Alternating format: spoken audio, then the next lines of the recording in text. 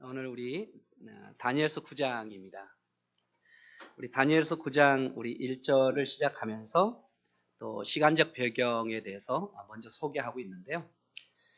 메대 사람 다리오가 통치하던 그 첫 해라고 이렇게 1절은 기록되어 있죠.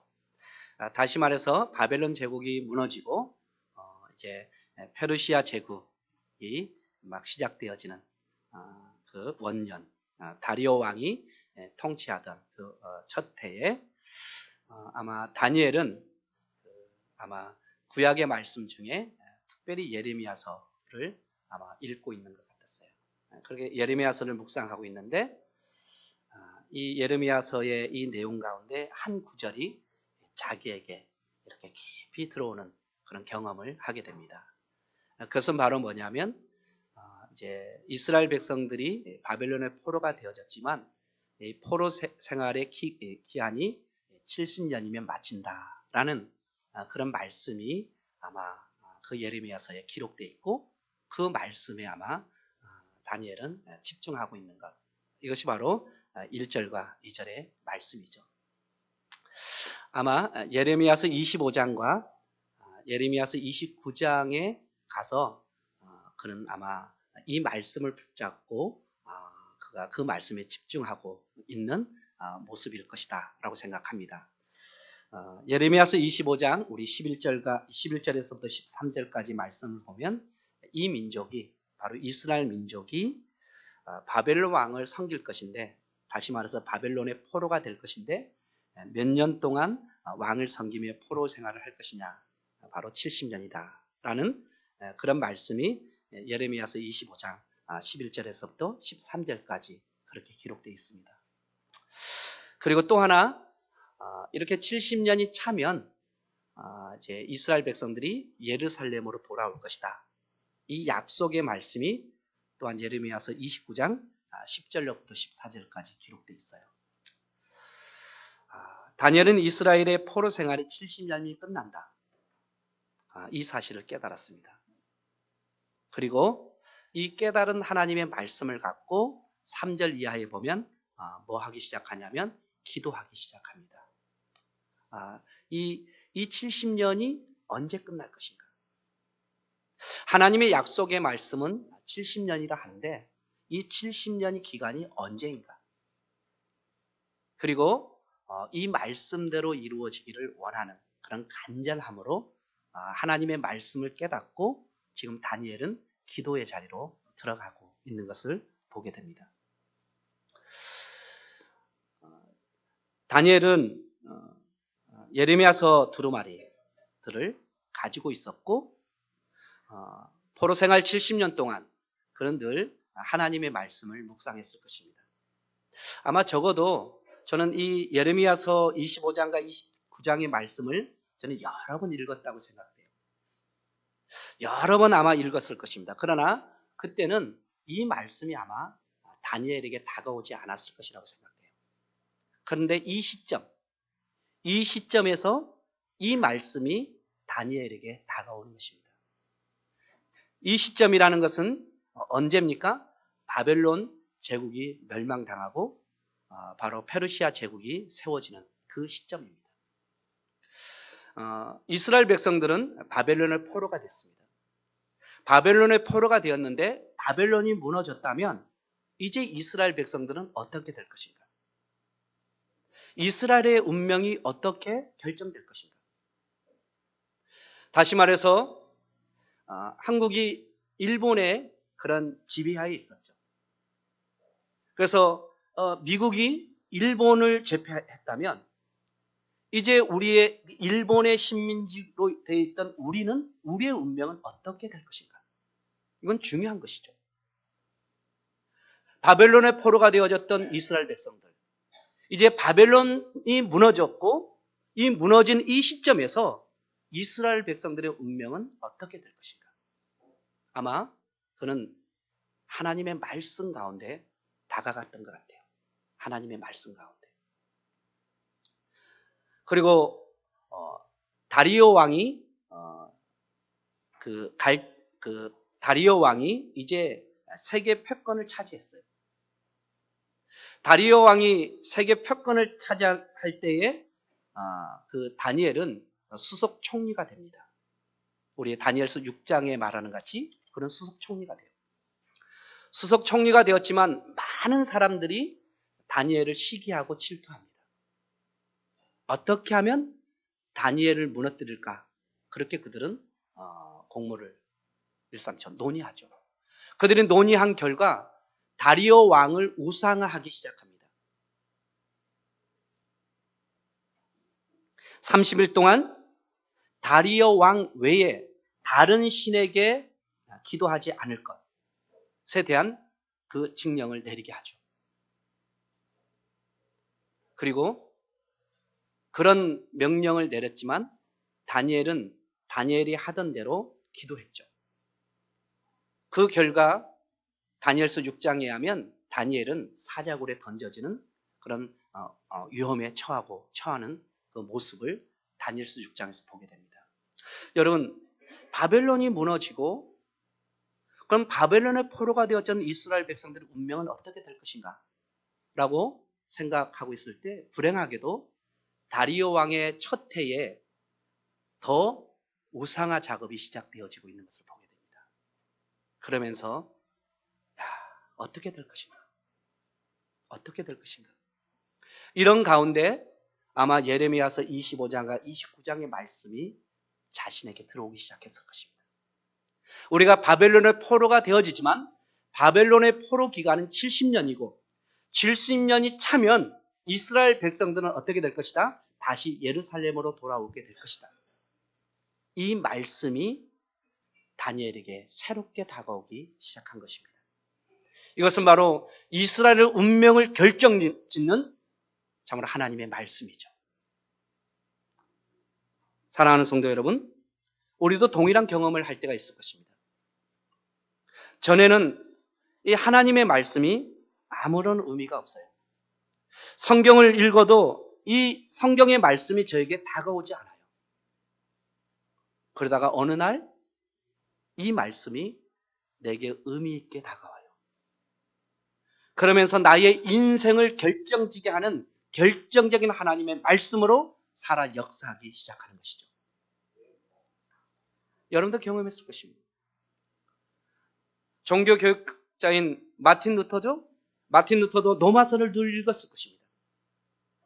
그러나 어느 날 이 로마서 1장 17절의 말씀이 의인은 믿음으로 말미암아 살리라 한 것 같다는 이 하나님의 말씀이 결정적으로 마틴 루터에게 다가왔습니다.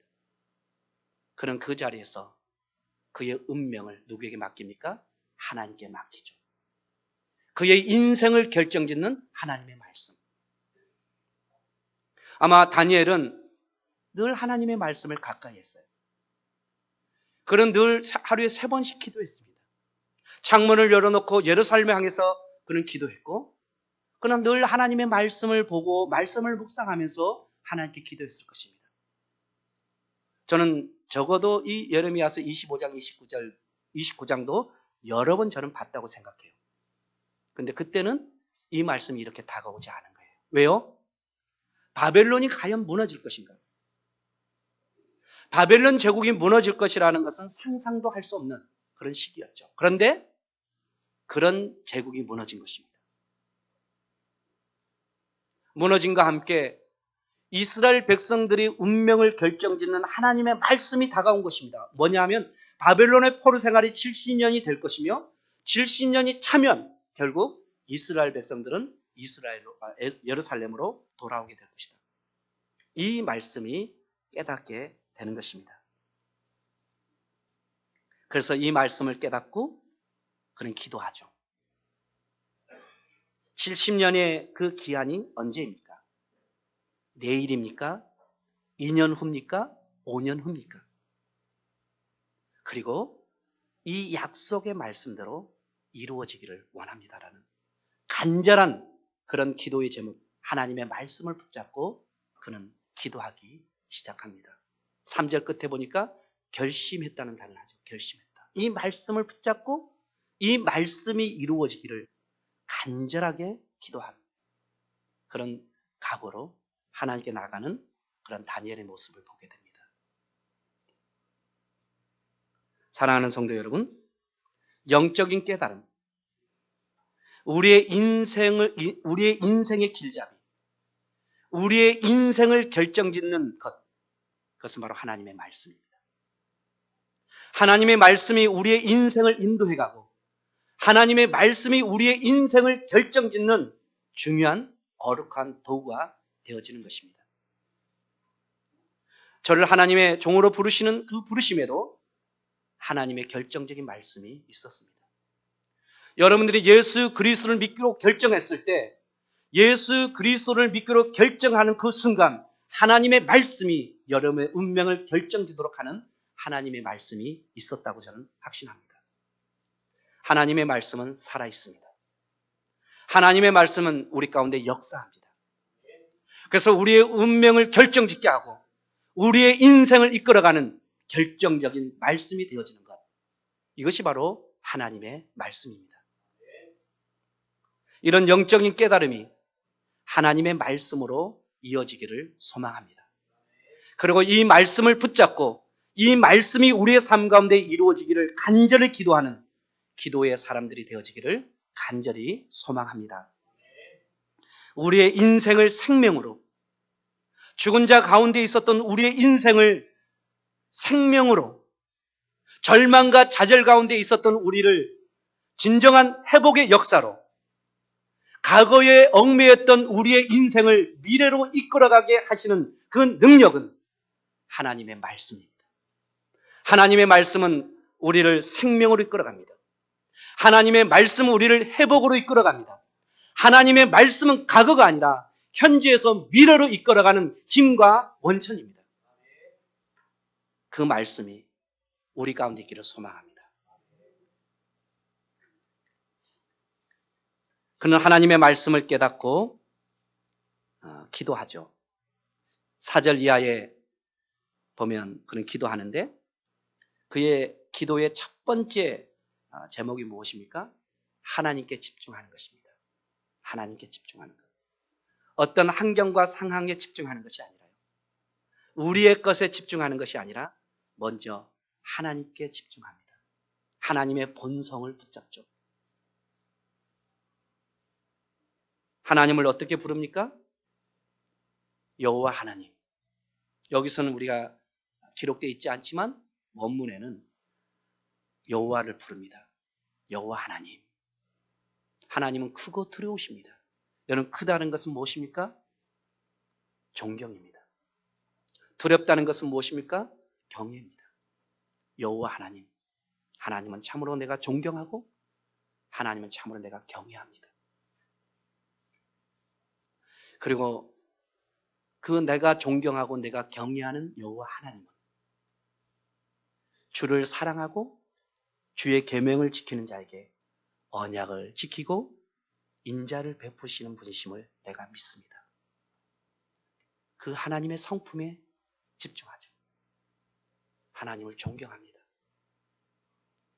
하나님은 참으로 경이로우신 분이십니다. 이 땅의 심판주가 되십니다. 제가 참으로 존경과 경외함으로 주님께 나아갑니다. 그렇지만 주님은 주님을 사랑하고 주님의 말씀에 순종하는 자에게 언약을 지키시고 인자를 베푸시는 분이시라는 사실을 내가 압니다. 그것을 붙잡고 기도하는 것이죠. 언약을 이루시고 인자를 베푸시는 하나님. 어떤 자에게요? 주님을 사랑하고 주님의 말씀에 순종하는 자에게. 크고 두렵지만 이 땅의 심판주의지만 그리고 크고 두려운 분이시지만 하나님을 사랑하고 하나님의 말씀을 지키는 자에게 언약을 베풀어 주시고 인자를 베풀어 주신 분이라는 사실을 내가 믿습니다.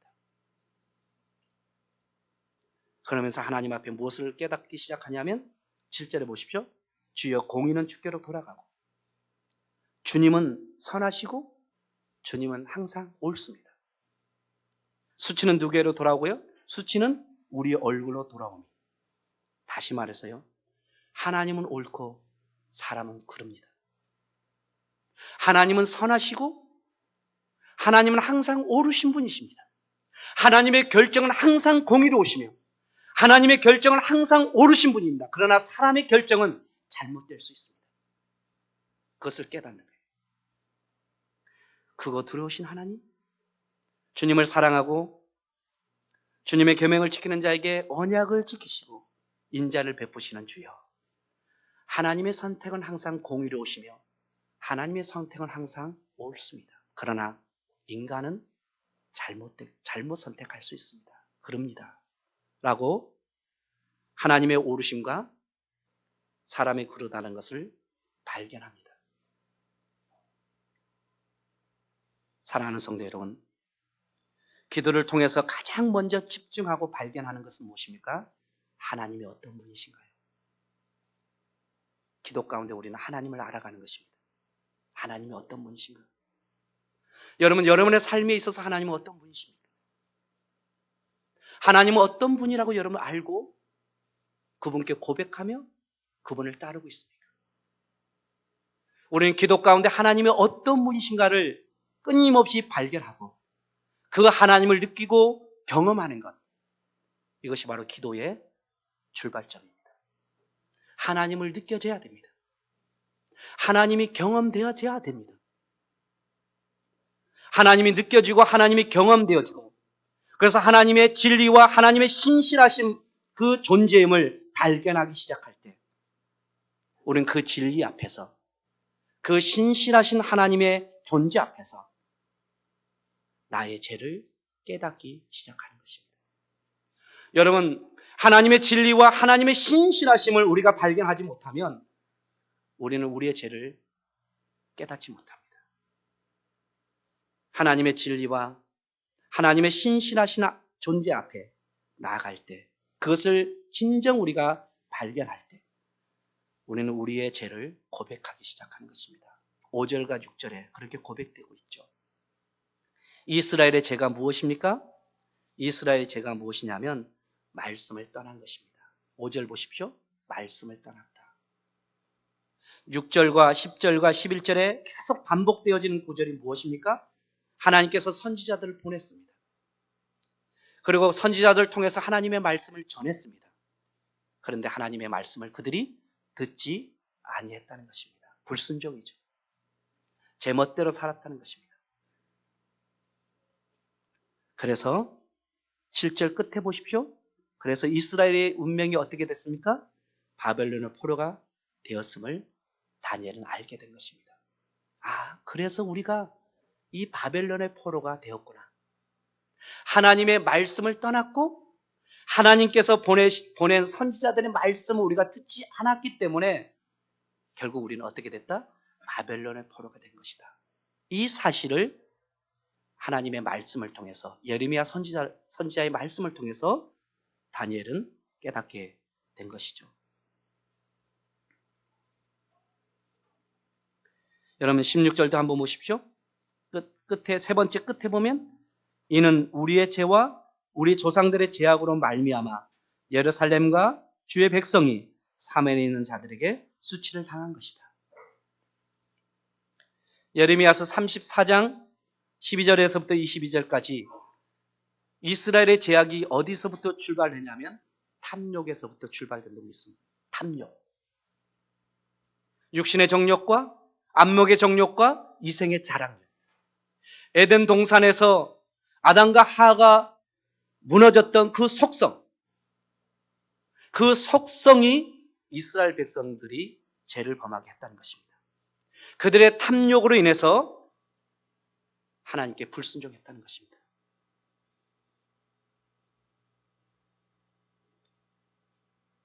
그래서 지금 다니엘은 자신과 이스라엘 공동체의 죄악을 발견하는 것입니다. 우리의 욕심 때문에, 우리가 세상에 있는 것을 취하려고 하는 그 욕심 때문에 하나님의 말씀을 저버렸어. 우리가 세상을 사랑했기 때문에, 세상에 있는 것을 잡으려고만 달려가는 인생이었기 때문에 우리는 하나님의 말씀을 놓쳤어. 하나님의 말씀에 우리가 불순종했어. 그것을 깨닫기 시작하는 것입니다. 기도 가운데 신실하신 하나님의 존재 앞에 나가 죄를 발견하기 시작하는데, 우리가 이렇게 바벨론의 포로가 된 것은 우리의 죄악인데 하나님의 말씀에 불순종하고 선지자들의 말씀을 듣지 않는 것인데 왜 하나님의 말씀에 불순종하며 하나님께서 보낸 선지자들의 말씀을 듣지 않았나? 그것은 우리의 정욕 때문이었구나. 우리의 탐욕 때문이었구나. 우리의 욕심 때문이었구나라는 사실을 깨닫게 된 것입니다. 사랑하는 성도 여러분, 우리가 세상에 살아가면서 세상의 것들에서 우리가 우리의 마음을 다 빼앗겨버리면 하나님의 말씀을 따를 수가 없습니다.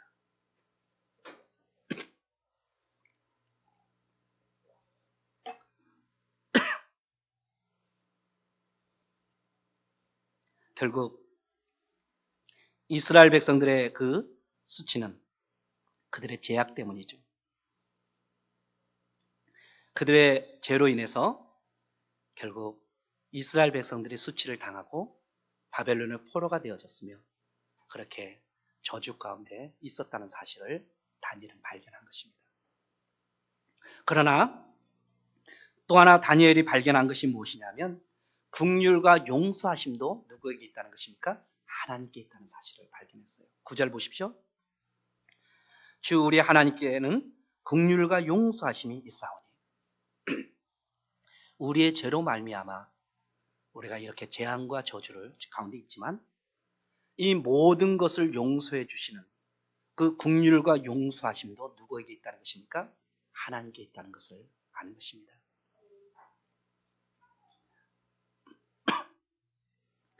예레미야서 26장 우리가 40절에서부터 42절까지 보면 이스라엘 백성들이 하나님을 거슬러 잘못을 행했어요. 그들은 그들의 죄를 고백하지 않고 조상들의 죄를 자복하지 않은 결과 그들은 하나님의 형벌을 받았어요. 그러나 자신의 죄와 조상들의 죄를 자복하고 그리고 그 형벌을 받고 그 형벌을 기쁘게 받으면 그리고 그들이 자복하고 깨달아 하나님께로 돌아온다면 하나님은 아브라함과의 맺은 언약을 기억하시고 그 땅을 기억하시겠다라고 예레미야서 26장 42절은 말씀하고 있어요. 바로 긍휼과 용서하심도 누구에게 있다는 것입니까? 하나님께 있다는 것입니다. 우리가 진정 우리의 죄를 자복하고 하나님께로 돌아온다면 하나님은 아브라함과의 맺은 언약을 기억하시고 우리를 회복시켜 주시겠다라고 하나님께서는 약속하고 계십니다.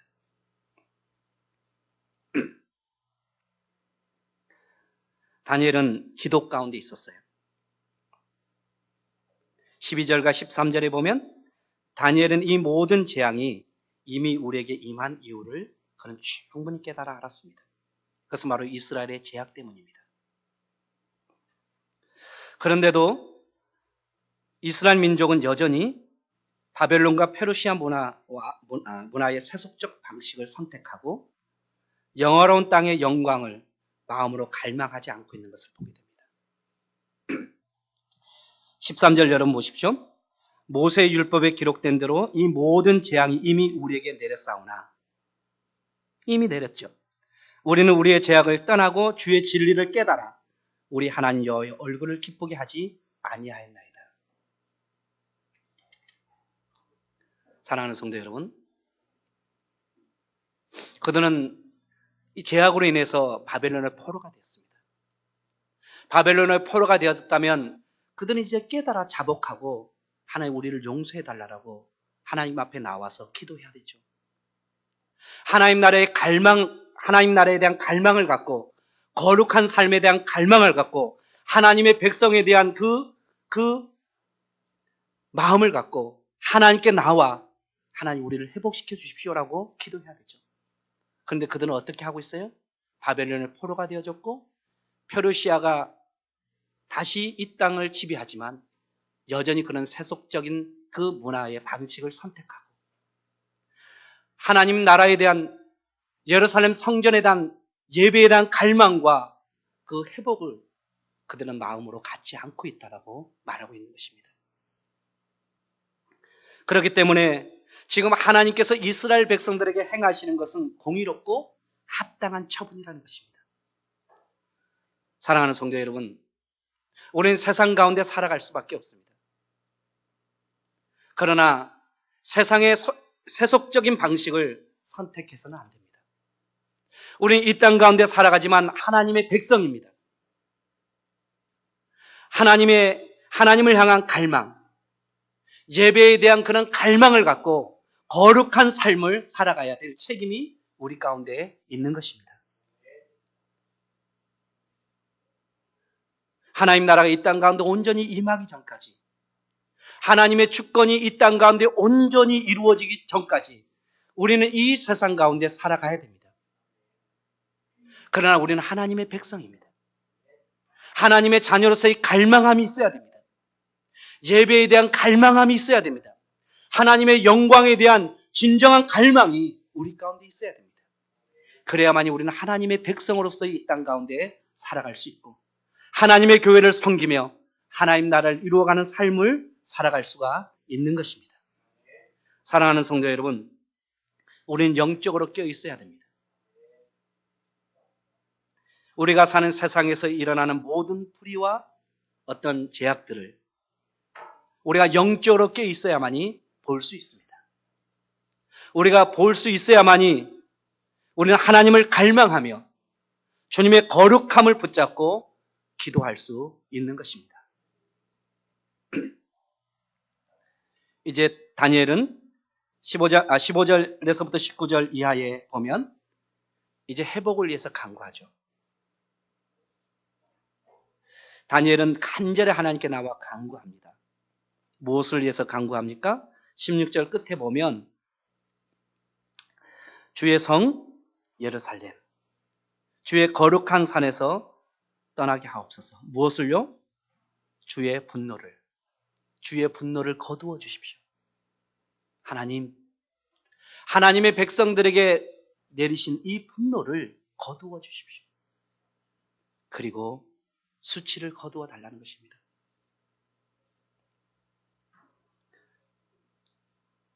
다니엘은 예레미야 선지자를 통해서 포로 기간이 70년이라는 사실을 알게 되어졌고, 그리고 우리가 왜 포로가 되어졌는지, 그것은 바로 우리의 죄악 때문이라는 것을 알게 되었습니다. 그리고 하나님의 진노라는 것을 알게 되었습니다. 그래서 하나님 앞에 나가 기도하죠. 하나님, 우리에게 내리신 이 분노를 하나님 거두어 주십시오. 그리고 하나님의 백성들의 수치를 더 이상 당하지 않게 하여 주십시오. 19절 끝에 말하는 같이 이들은 하나님의 백성입니다. 하나님의 언약 백성입니다. 하나님의 언약 백성의 그 거룩함과 회복을 위해서 다니엘은 기도하고 있는 것을 보게 됩니다. 결국 누구를 위한 것입니까? 여러분 17절과 19절에 보면 주를 위하여, 주님을 위해서. 여러분 17절 한번 보십시오. 그리하온즉 우리 하나님이여 지금 주의 종의 기도와 간구를 들으시고 주를 위하여, 주님을 위하여, 주님의 영광과 주님의 이름을 위하여 하나님 나의 기도를 응답해 달라고 다니엘은 기도하고 있는 것입니다. 사랑하는 성도 여러분, 우리는 교회의 회복과 교회의 부흥을 위해서 기도해야 됩니다. 유럽 땅에 항폐화돼가고 미국도 그렇고 우리나라도 이제는 더 성장이 멈춘 그런 시대적 사명 앞에서 다시 한번 하나님 이 유럽 땅과 미국과 이 조국에 다시 한번 하나님의 놀라운 회복의 역사가 일어나게 하여 주십시오. 하나님의 부흥의 역사가 나타나게 하여 주십시오. 그래서 하나님의 영광이 이 땅 가운데 가득하게 하여 주시옵소서 라고 우리는 간절함으로 하나님 앞에 나와 기도해야 됩니다. 그런 점에서 우리는 더 많은 중보자들이 우리 교회 안에 일어나기를 소망합니다. 무엇을 위해서요? 하나님 나라의 부흥과 회복을 위해서요.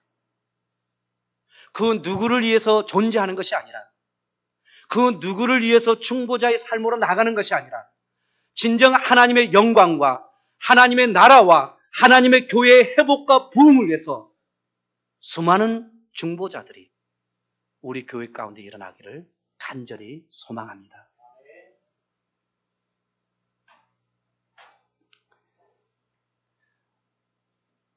제가 이 교회를 맡아서 막 시작할 때 가장 먼저 전했던 하나님의 말씀은 느헤미야서입니다. 우리 1장 3절 이하에 보면 이스라엘 백성들이, 유다 백성들이 예루살렘으로 다시 예루살렘으로 귀환했어요. 그래서 무너진 성벽을 재건하고 있었습니다. 그런데 북방에 있는 그런 사마리아인들과 북방에 있는 민족들이 끊임없이 방해했습니다. 그 결과 예루살렘 성벽은 무너지고 불타 소실됐습니다. 그리고 더 이상 이 무너진 성벽을 재건할 힘이 없었습니다. 이 안타까운 마음을 가지고 느헤미야의 먼 친척이 먼 곳에서부터 느헤미야를 찾아왔습니다. 그리고 이 소식을 전했죠. 북방에 있는 민족들과 사마리아인들로 인해서 예루살렘 성벽이 무너지고 불타버렸습니다. 우리의 힘으로는 도저히 이것을 재건할 수 있는 힘이 없고 무너져 방치되어 있습니다. 이 이야기를 듣는 느헤미야는 하나님 앞에 나가서 울기 시작하죠. 그러면서 진정 예루살렘 성에 다시 재건되어지기를, 진정 예루살렘 성벽이 회복되어지고 부흥을 갈망하며 그런 기도의 자리로 나가는 느헤미야 선지자의 모습을 우리는 보게 됩니다. 학개 선지자는 학개서 1장 4절에 이렇게 말하죠. 이 성전이 항폐하였거늘 너희가 이때에 의리의리한 집에서 거주하는 것이 옳으냐? 그렇게 우리에게 묻고 있죠. 진정 하나님께서 우리에게 요구하시는 것은 무엇입니까? 예루살렘의 회복과 예루살렘의 부흥입니다. 하나님의 나라의 회복과 하나님 나라의 부흥을 하나님은 우리에게 요구하고 있는 것입니다. 예수님께서 제자들에게 기도를 가르치실 때에 이렇게 기도하라 했죠. 나라가 임하옵시며 뜻이 하늘에서 이루어진 것 같이 땅에서도 이루어지기를 위해서 기도하라. 먼저 그의 나라와 그의 의를 구하라. 부활하시고 승천하시는 그 예수님께서 그 자신을 바라보는 제자들을 향해서 120명의 성도들을 향해서 마태복음 28장 18절 이하에 이렇게 말씀하시죠. 너희는 가서 모든 민족으로 제자를 삼아. 하나님 나라의 회복과 하나님 나라의 부흥에 있는 것이죠. 교회가 존재하고 우리를 부르시고 우리를 하나님의 자녀 삼으셔서 우리를 통해서 하나님이 하시고자 하는 것이 무엇입니까? 이 땅 가운데 하나님 나라의 회복과 하나님 나라의 부흥이죠. 우리가 잘 살고 잘 먹고 잘 누리는 것에 있지 않습니다. 우리가 잘 살고 잘 먹고 잘 누리는 것에 우리 하나님의 백성다움이 있는 것이 아니라 진정 하나님의 마음을 가지고 하나님의 말씀을 가지고 하나님 앞에 나와 이 땅의 회복과 이 땅의 부흥을 해서 갈망하며 이 땅 가운데 하나님 나라가 온전히 이루어지는 이 일을 보기 위해서 하나님 앞에 갈망하는 하나님의 백성들을 이 땅 가운데 이렇게 세우시기를 하나님은 원하시는 것입니다. 이 일을 위해서 우리는 눈물 흘려야 됩니다. 다른 것을 위해서 눈물 흘리는 것이 아니라 하나님의 영광이 땅에 떨어지고 하나님의 교회가 항폐되어 가며 참으로 이 땅 가운데 사단의 종노릇하는 이 땅의 백성들을 바라보며 눈물 흘리며 그들이 진정한 구원의 역사 가운데로 나가며 하나님 나라가 이 땅 가운데 이루어질 것들을 바라보며 갈망하며 눈물 흘리며 기도하는 하나님의 사람들을 하나님은 찾고 있는 것입니다. 사랑하는 성도 여러분, 이 땅의 하나님 나라의 회복과 부흥을 위해서 갈망하며 무너진 교회와 성도들을 위해서 기도하는 성도들이 되어지기를 소망합니다. 하나님의 영광을 위해서 사는 우리 모든 믿음의 성도들의 삶이 되어지기를 간절히 축원합니다. 하나님 아버지 참 감사합니다. 이 땅의 황무함을 보소서. 이 땅에 무너져가는 교회들을 주님 보시옵소서. 주님의 명성과 주님의 영광을 위하여 황폐해져가고 무너져가는 이 땅의 교회들을 세워주시고 하나님의 나라가 회복되어지며 부흥되어지는 놀라운 역사를 하나님 일으켜 세워 주시옵소서.